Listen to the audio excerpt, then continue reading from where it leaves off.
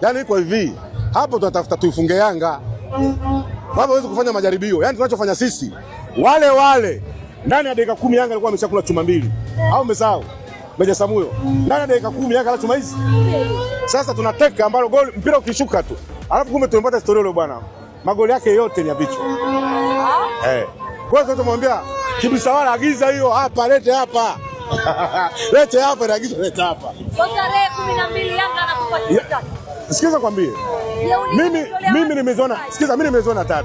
Sijui inawezekana labda zikazidi, lakini 3 ziko pale pale. Dakika 88 ambalo atafunga Teke. Dakika 88 atafunga magoli mawili, moja atafunga Kibisawala. Yaani huyu Dumbi atafunga mawili.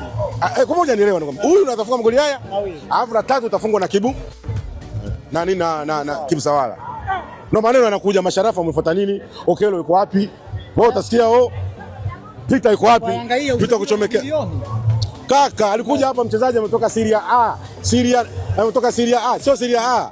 Ligi 1 Ufaransa, Mrundi au umemsahau? Amezaa mpaka Newcastle. Ambole. Umeshamkumbuka Kisiki, umeshamkumbuka. Amekuja hapa tukasema kwa Yanga hii kiko wapi? Kumleta mchezaji ni jambo lingine na kuja kukriki ni jambo lingine. Yaani kumleta mchezaji ni jambo lingine na kuja kumpata mchezaji atakupa kitu ni jambo lingine. Kuna vitu hivi tofauti. Sasa wameleta watu, je, wataingia kwenye mfumo? Hapo unajiuliza. Kwa sababu hiyo inawezekana akashindwa mfumo ambao Yanga Afrika wanautaka. Unajua hizo timu zina mfumo wake. Simba na mfumo wake. Yanga na mifumo yake. Huu mfumo wa Simba ushakriki na tayari sasa unaonekana ni moto. Mfano mimi nikuelezeni tu kwa kifupi tu tuende kumalizia. Mpira lazima akienda Kibs anaitwa nani? Kasali lazima aanze. Unanielewa? Kanja Kasali. Unanielewa Kibisiki? Kasali lazima aanze mpira hapa. Lazima upeleke kwa Duchu lazima urudishe katikati. Umeona bwana? Arudisha katikati pale. Duchu anaukimbiza tena yeye mwenyewe. Duchu huyo arudisha katikati.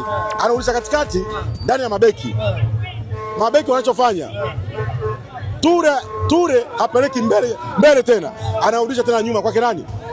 Kasali anachofanya yeye siku zote, wewe nikimbia mbele Simba anapocheza. Inamkuta Chama anapeleka kwa Libasi siku zote. Libasi apigagi, anadisha kama anaenda, anampeleka Kibisawala tena. Ndio pale anaamua sasa Kibisawala ni chopu, umkute Chama au nifanyeje? Ndio maana Simba bila striker inacheza vizuri kuliko iko na striker. Wewe angalia sana Simba. Sasa hivi sio balaa.